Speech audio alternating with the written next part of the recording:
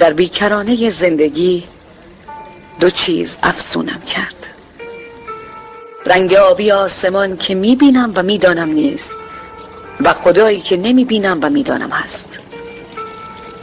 در شگفتم که سلام آغاز هر دیدار است، ولی در نماز پایان است. شاید این بدان معناست که پایان نماز آغاز دیدار است. خدایا بفهمانم که بی تو چه میشوم، اما نشانم نده. خدایا هم بفهمانم هم نشانم بده که با تو چه خواهم شد.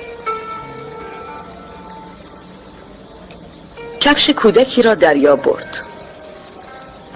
کودک روی ساحل نوشت دریای دوست. آن طرفتر مردی که صید خوبی داشت روی ماسه ها نوشت دریای سخاوتمند.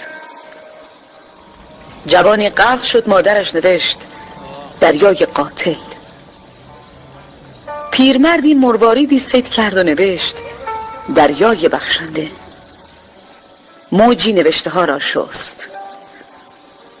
دریا آرام گفت به قضاوت دیگران اعتنا نکن اگر میخواهی دریا باشی.